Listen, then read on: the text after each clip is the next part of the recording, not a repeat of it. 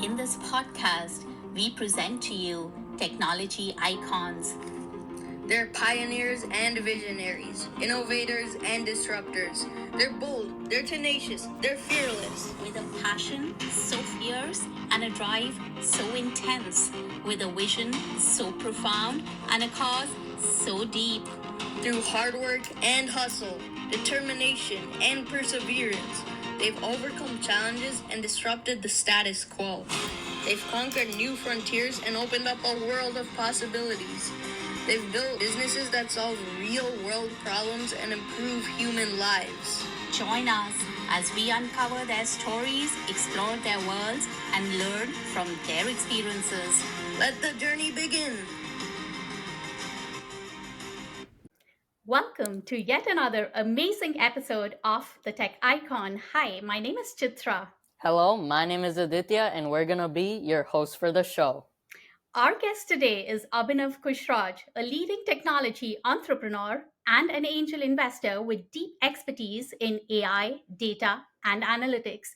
He co founded Petasense, an industrial predictive analytics startup with a vision of making industrial machines smarter and safer.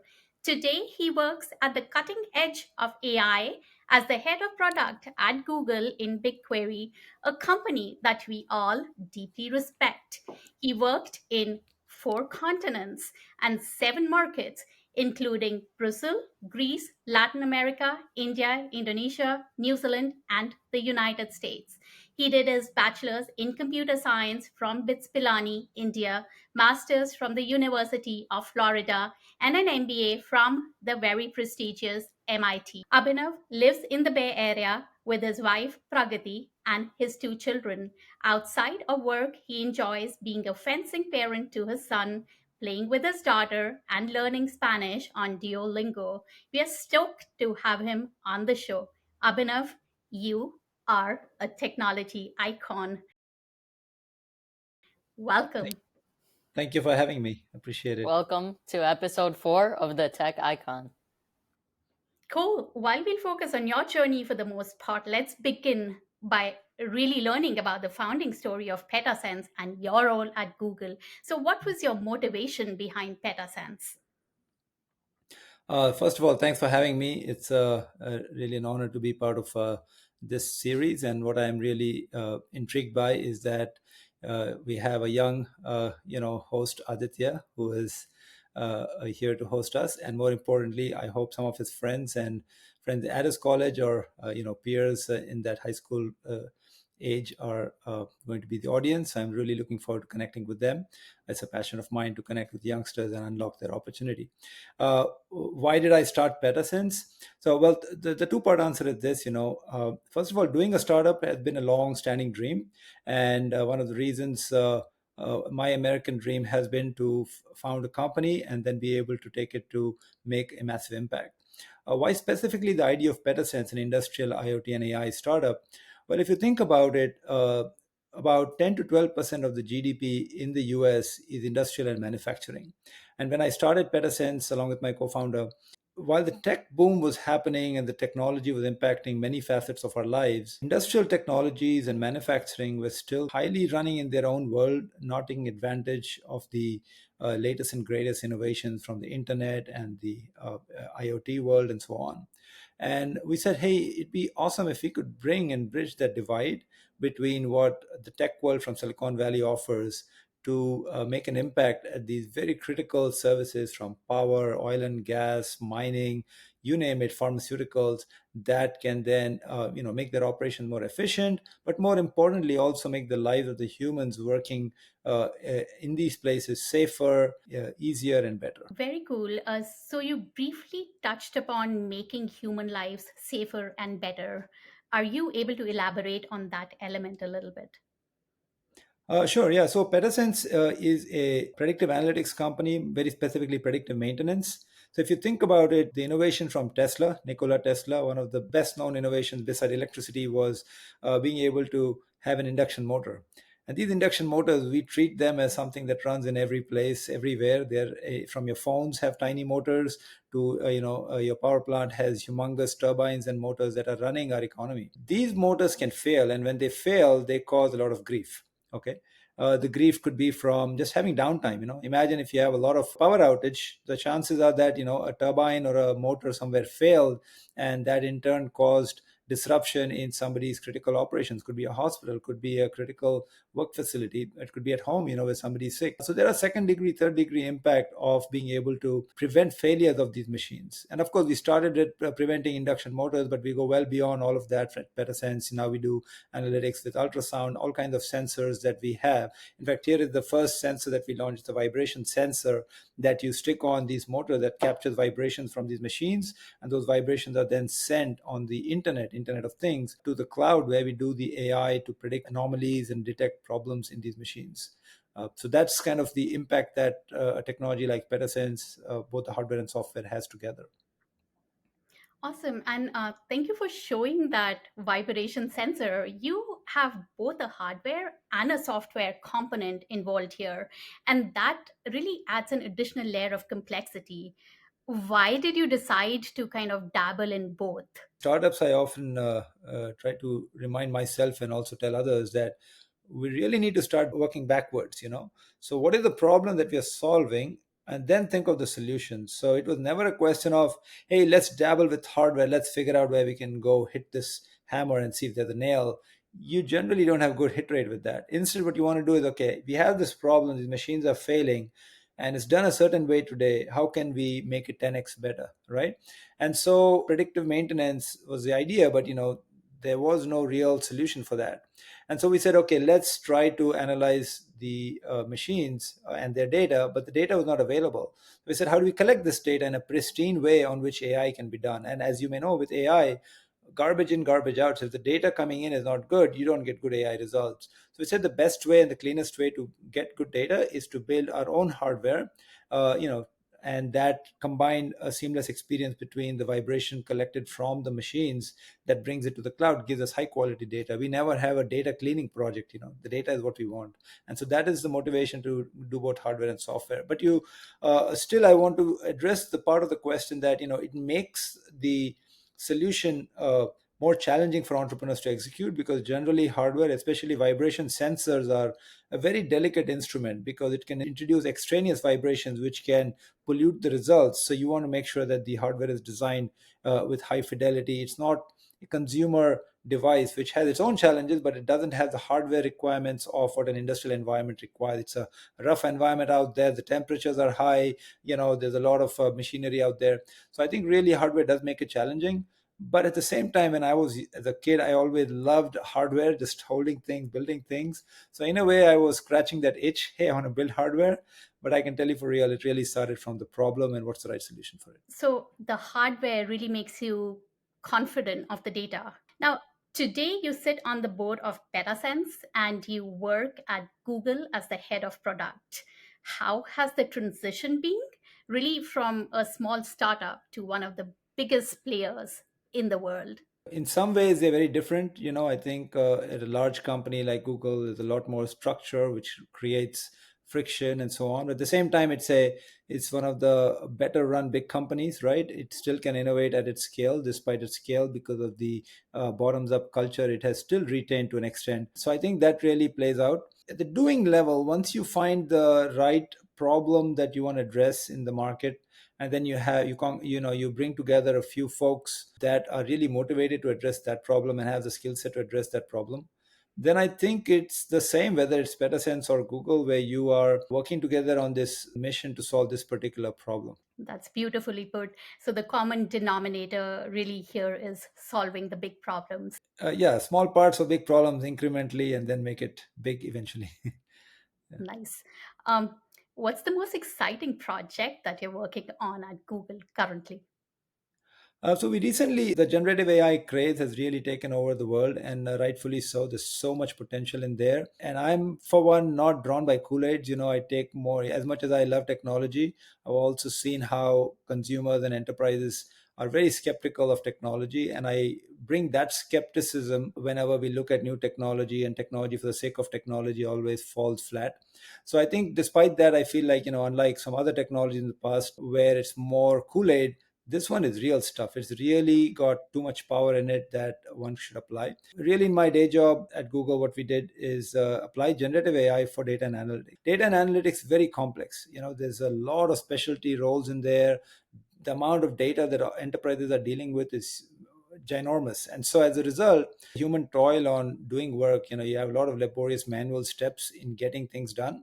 And so one of the problems we are solving is being able to do analytics, which is often you use SQL to ask a query on your data. And that process of writing SQL, for basic SQL, it's fine. But the moment you're writing real business world queries, it becomes very complicated and dense.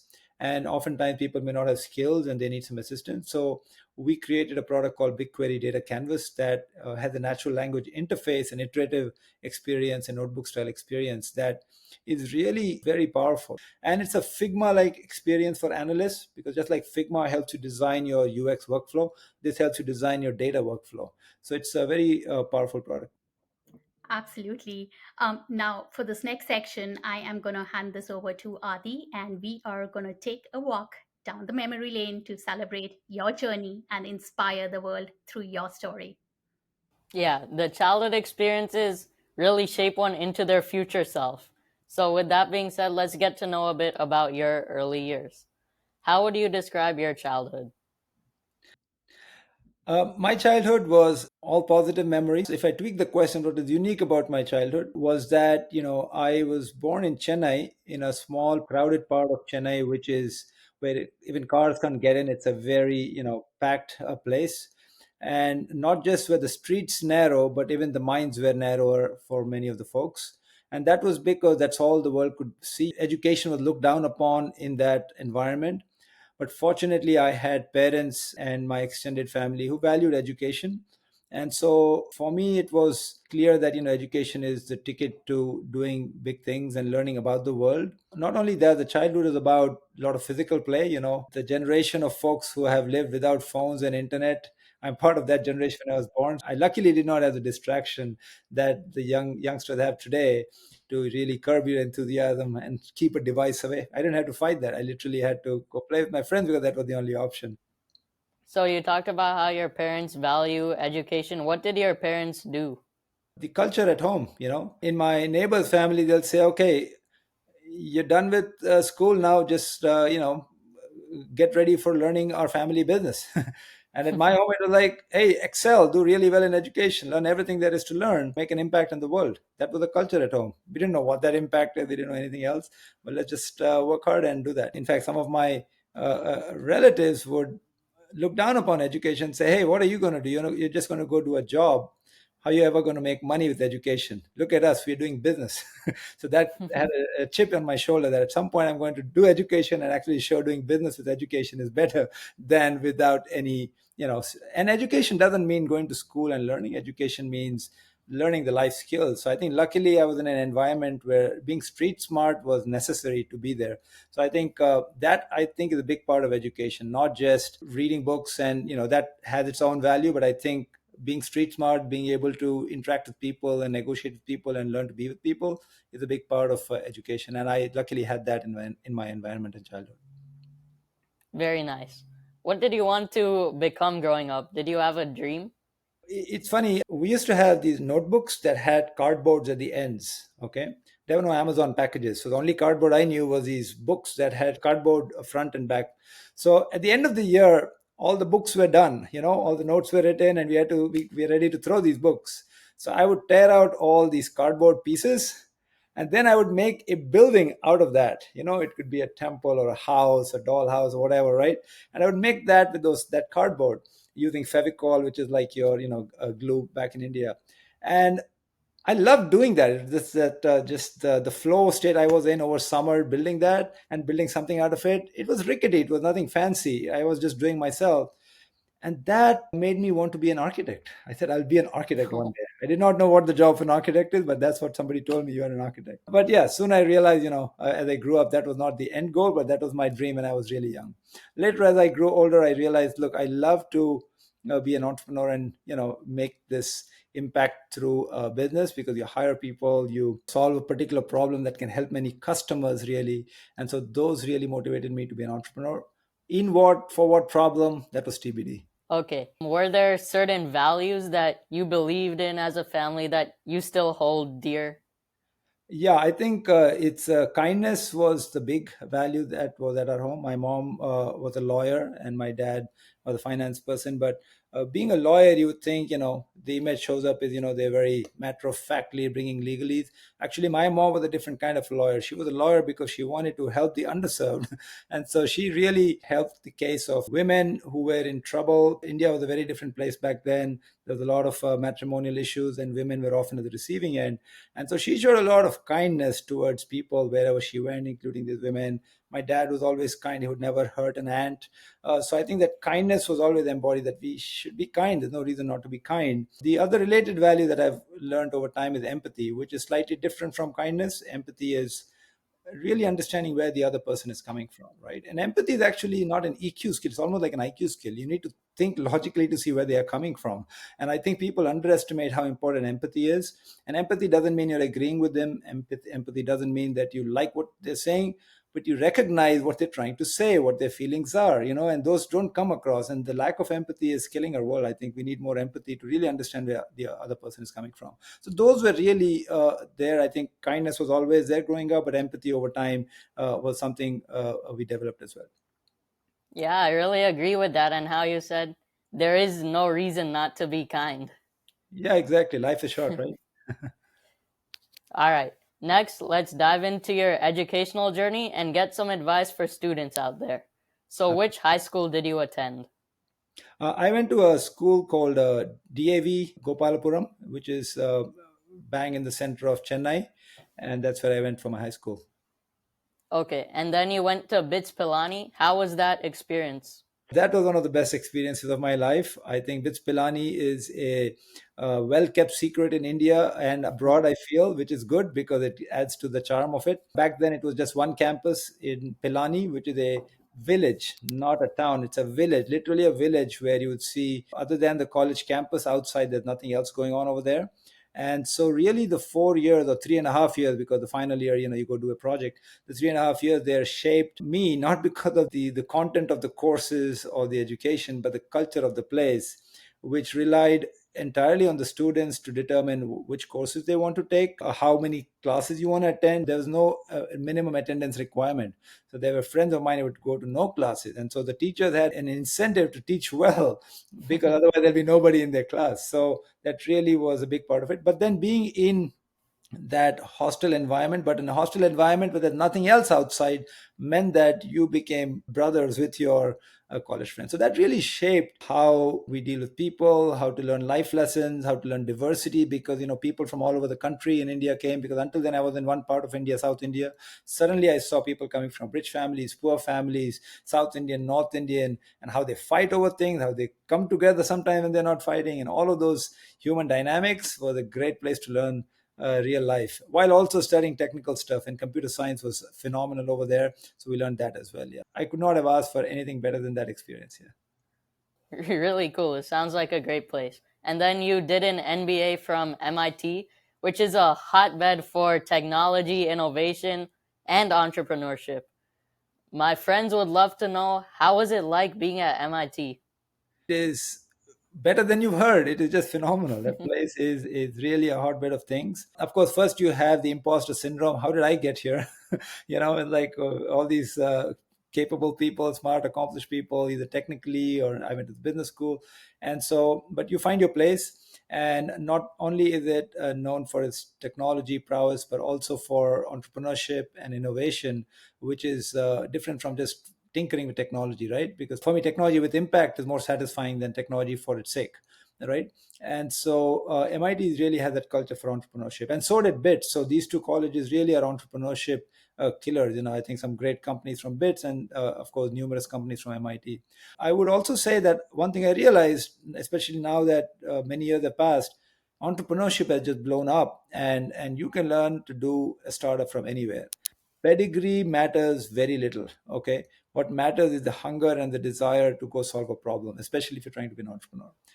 Yes, learning the foundations of how the world works, learning technology, a particular domain deeply is highly valuable. For that, school is great because you hang out and learn from the best in a particular field. But pedigree based careers really suck at the end of the day. You want to chart your own path, and with AI and everything coming, you'll have no other choice. Don't follow the well treaded path. Try to figure out your own path. Yeah. Yep, seems like you had a really enjoyable educational experience. And I feel like that's also really valuable, right? Not to think of education as like a burden, but to actually enjoy it and see it as like a tool. Uh, yeah, absolutely. Or it's a community or a social experience. If I had to add that additional point. Yeah. Okay. So that leads me to my next question. Would you call yourself a good student? Academically, yeah, I mean, I was compliant in some cases, but there were times when I was non-compliant. Yeah, I know I got into trouble. I was the class leader once in my eighth grade, and I was a very good leader in creating ruckus. I got all the kids to make a mess in the classroom because the teacher was absent, and we said we're going to have a party.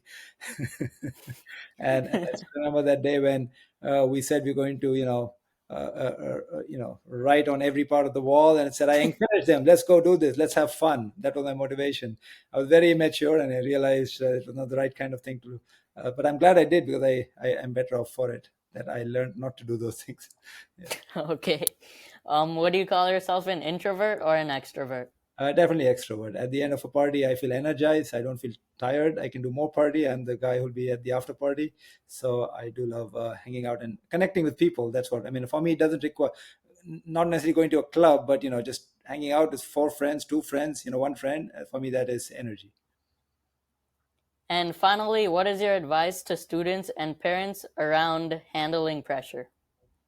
Oh man, yeah. I think I have an 11-year-old, and I can tell you there's a lot of pressure, especially in an place like Bay Area, where there are a lot of accomplished tech people and accomplished youngsters. So there's parent-led pressure.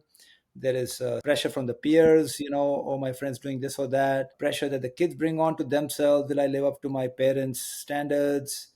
And I think that pressure is just counterproductive. And I think my principle is, it's easier to say it now, but I think when you're young, when you haven't yet figured out, but still I can tell you that, if you remember this fact, that for most people, only one generation above you and one generation below you will know you. Okay, you're lucky if you have grandparents, you're lucky if you have grandkids, and even then they'll remember you a little bit. So maybe two generations above and below you is the max, unless you become like a famous figure. And even then, you're not personally connecting with them. So I feel like if you have such a small impact, if you have a flash of time in this, 4 or 5 billion years of span on planet Earth, and many more years to come, in a way our life is pointless. So let's make most of it. Let's have fun. And to have fun doesn't mean like you just go partying, but fun means that you learn about the world, figure out how it ticks, make it better for those who haven't got all the things you have received, maybe an education, maybe food for some people, maybe drugs for some people. So I think just helping out the fellow human is my principle. That's amazing advice. Okay, now I'll pass it over to my co host to cover the next segment, work and entrepreneurship. Thank you for sharing, Abhinav. What really stuck out to me was your journey from the narrow streets of Chennai to Silicon Valley, the heart of innovation where merit is rewarded. You've had such an incredible ride.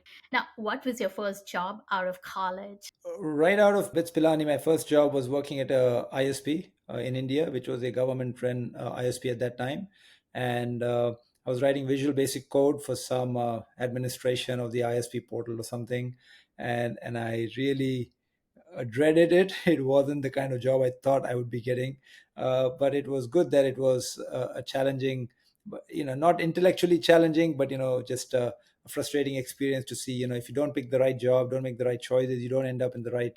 So good decisions matter a lot, and I think thinking through your decisions, especially the big ones in life, take your time to think through the decision. The small ones move fast. So this is the principle even for startups. If they're reversible decisions or not super hard to reverse them, just take them fast. You break it and you move along. That's the fail fast mantra.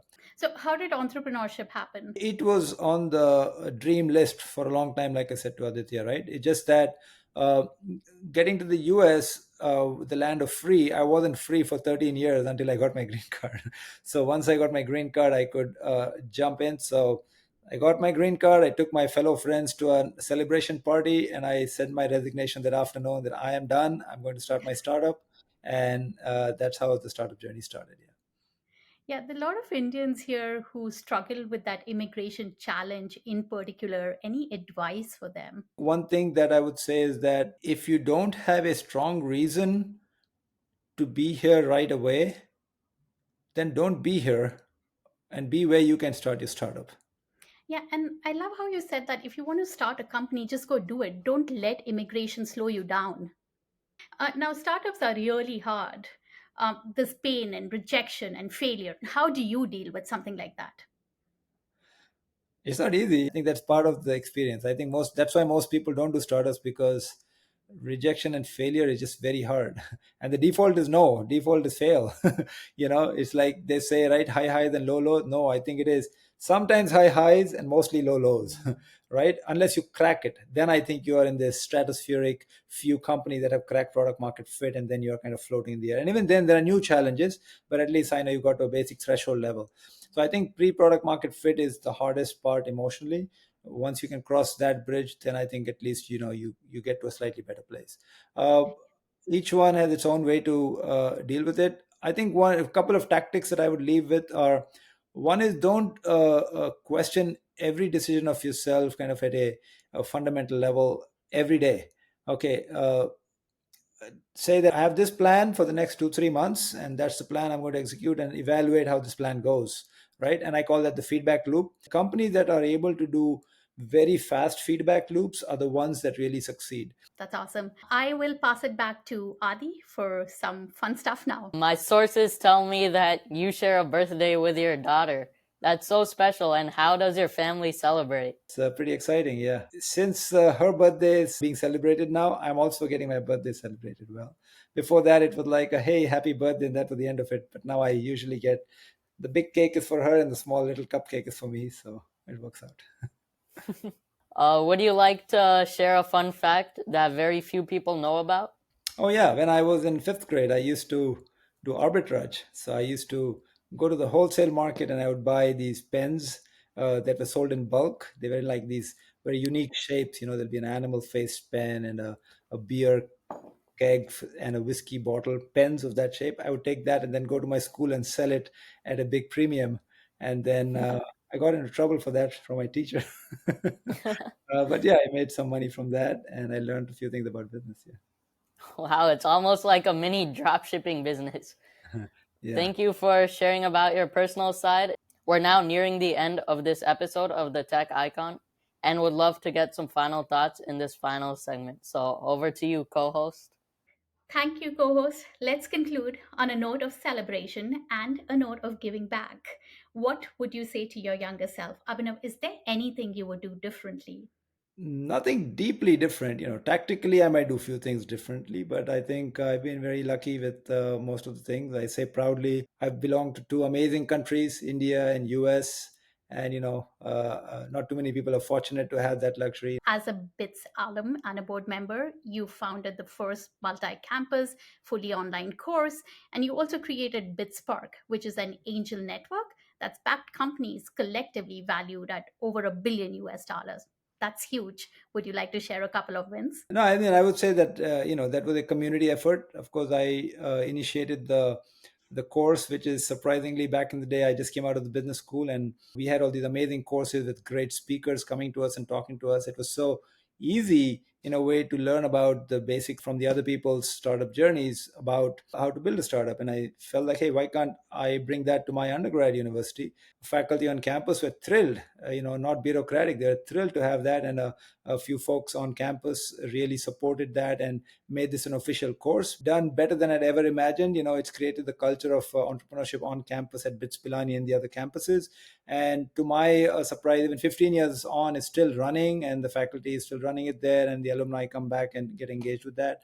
And even if the students don't end up doing the startup that they envision in the new venture creation course, they eventually go and found something else and make that happen. And that led to starting the Spark Angels Network, which was truly a community effort. The board of BITSA and many other people got involved from all generations of BITS alumni, and we said, hey, look, we have the power of bringing our alumni together and potentially invest in startups. And so that's what we did. And there are a few good hits that we've got, and even that program continues to run 10 plus years on. So it's pretty exciting here. Well, on that note, Abhinav, thank you very much for joining us in our mission of giving back and inspiring not just the two of us, but really students and entrepreneurs across the board. We wish you the best. Thank you. Thanks Thank for having you. me. And thanks for doing this. And good luck, Aditya. And good luck, Chitra.